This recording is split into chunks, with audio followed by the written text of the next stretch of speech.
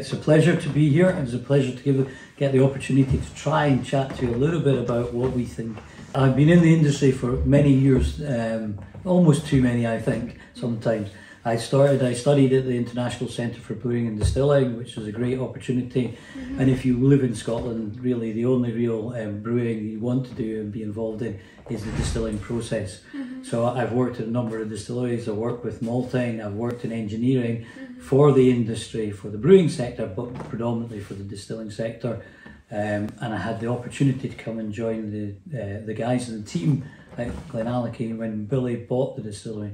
So really enjoyable. Let's talk about the raw materials, because many distilleries would say that they are using like very special water sauce, special yeast, or they're using floor molding. What about us? What do we have in Glenallachie that is so special? So I think we're really fortunate. If we break it down into three different ones, let's start with water one. And we know Scotland has plenty of water. It rains a lot here. And the water source for Glenallachie, when the distillery was being built, the original designer spent many months, almost years, looking all over the country to get that really good quality soft water.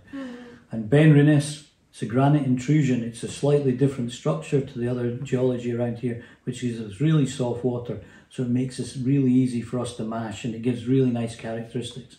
Different kinds of water will obviously affect the brewing process.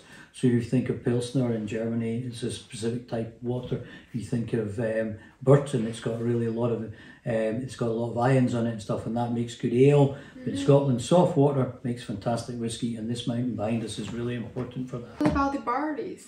So again, we've over the years developed barley varieties, and we have this process called the Stairway to Heaven, where new varieties are assessed at every stage of their development to make sure they're agronomically successful. Yeah, we're really fortunate. The farmers in the northeast and the malts in the northeast of Scotland have developed over the years a number of processes to ensure that what we actually need is as good as it can possibly be. We're lucky. Yes. The agronomic characteristics in the area are really great for growing barley. The maltsters and the seed merchants who develop that have worked hand in hand with the distilling community to produce a stairway to heaven, as we like to call it, a development path where barley varieties are only better or easier to grow and more efficient to grow. So we're trying to enhance the performance of each variety as it comes along. And so we've been part of that. We like to work with these guys. We like to say seed merchants have put a lot of effort, gone through sort of 9-10 generations of growth.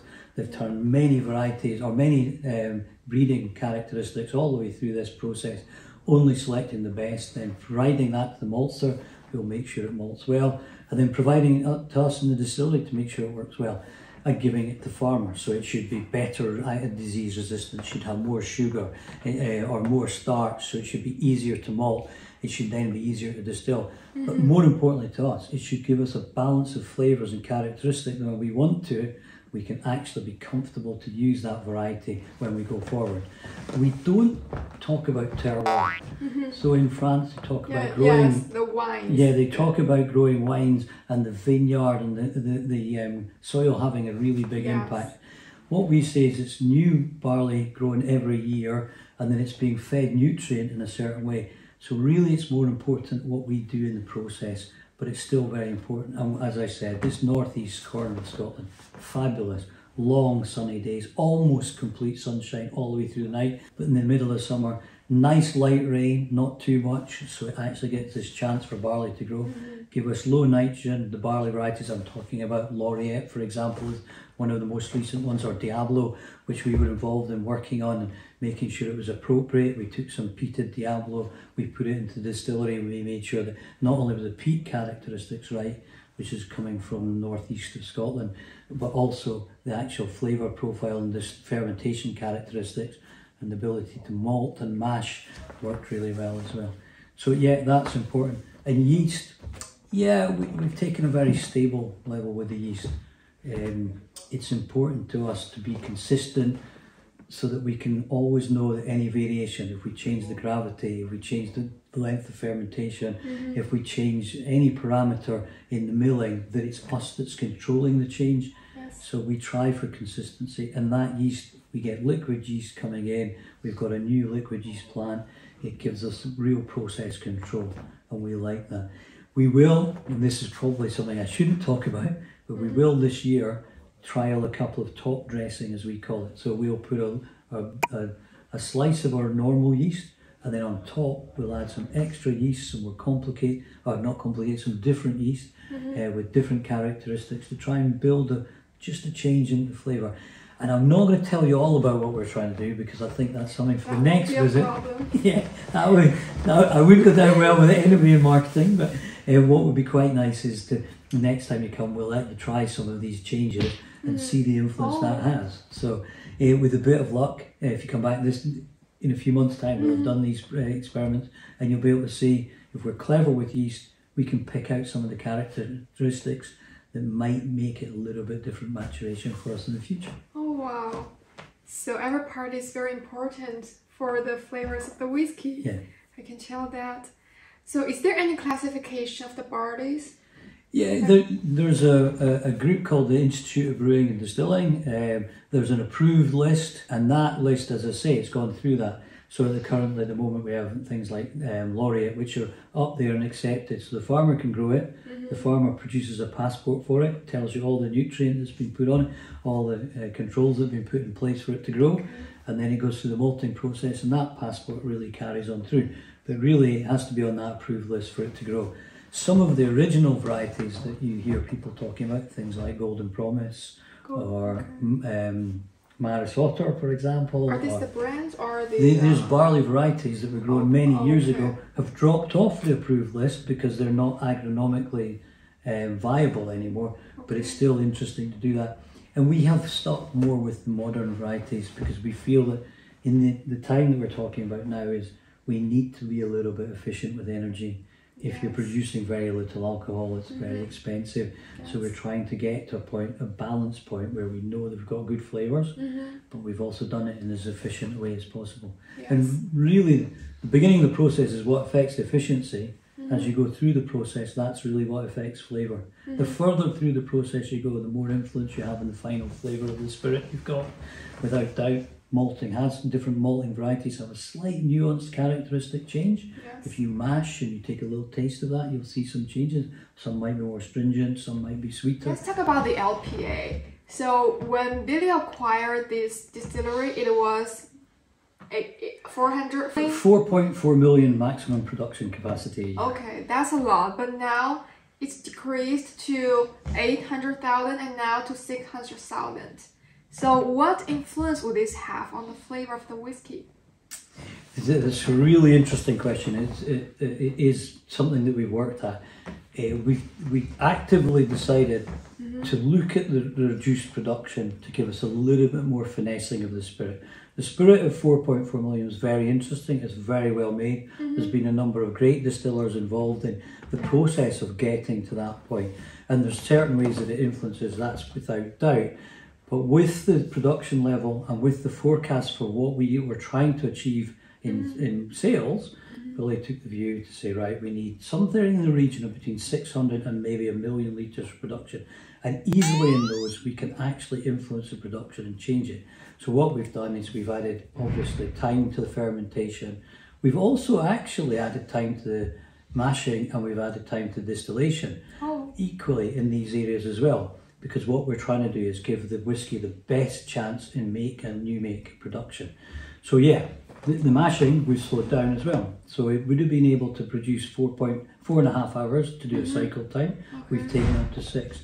What did we get there? What changes have we got? Well, what we've actually ended up with is this ability to just slowly pull the sugary solution from the for the mash tun at a slower rate, so it takes less of the fines through and it gives us a clearer wort. And ultimately, when you go into the fermentation, it makes the yeast work a little bit harder. You take a little bit less nutrient through and you're just pulling through sugars that the yeast can ferment. So it has to work harder. So it makes the whole metabolism slightly more complicated. So it gives you a little bit extra balance of flavours. It's normally we talk about higher ester levels. So if you do that, so the clearer your wort, the direction of travel we go. We in fact actually virtually never turn the rakes on in the mash. It goes on initially when they're mashing in, just to level the bed. Then we drain out, we put the second water on. And as we put the second water on, we literally do a half a turn to break open the bed again to make sure it's when the filtration process is going, it's not channeling. So we've done that again. And that just means we've got this really clear wort that we can then present to the yeast to ferment. Then we talk about the fermentation. So this extra... That's what I'm gonna ask. Yeah. And the fermentation timing, because usually many distilleries just about 70 to 80 hours, but in that case doubling it. Yeah, and you're right. Some distilleries, in the old days, 48 hours, 46 hours, there was a real push for production. Yes. And they were really trying to push it through. The fermentation not complete, the distillation would have been hard. So we thought that 46 is not for us, 48 is not for us. The industry's moved to 56, as you say, 80, some long fermentations, 90, almost 100. We took the view, right, we've got this opportunity to give it that 160. And what happens there, we get that really nice fermentation. We start at a low temperature. It takes a little while to build up that sort of stationary phase as the yeast gets used to where it is. And then that log phase where it starts to grow quite quickly, and then into the phase where it'll go stationary again, lag phase, then log, stationary, sorry. What that meant is, that's great, and we get those typical yeast flavours you'd expect. We get the alcohol production, which is obviously important to us because it's key, but then you get a certain amount of flavours. If we then go beyond that, the yeast hasn't got many sugars left.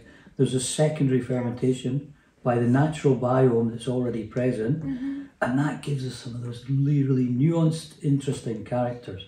So by going a bit longer, we end up with maybe a little bit more banana, maybe a little bit more pineapple, maybe a little bit more honey, just being able to be in that basket of flavours. So when we go to distillation, it'll be interesting characters. There's a bit more of those. They're a bit heavier esters than you'd expect to see in Speyside. But we also have to think about how easy it is to distill. So at the end of that time, we've got this really nice product that's been distilled. The yeast is actually completely spent. It's gone through this process where it's actually started to die off and lies, and it breaks down.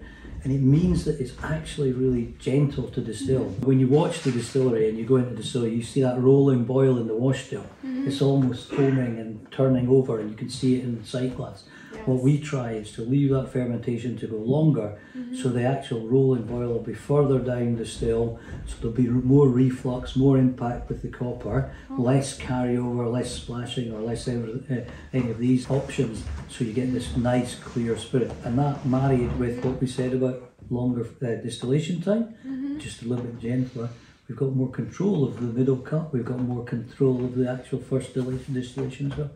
So yeah, nice, complicated, heavy esters with a nice balance of cereal notes, green notes, maybe some leather, some polished leather. But we talk about bananas, we talk about pineapples, all of these. So again, it gives the master blender something special, Billy, something special to work with. It means you can leave it to mature for longer. It matches his complexity and wood, we hope, and gives him something to work with. So we have to wait for many years to taste it. Yeah, absolutely. It's easy to do. We're talking, 9 days of production, and then it goes into the wood, and then you're following its progress, but you're always still a little bit of anticipation about exactly where it went and how it's worked for us.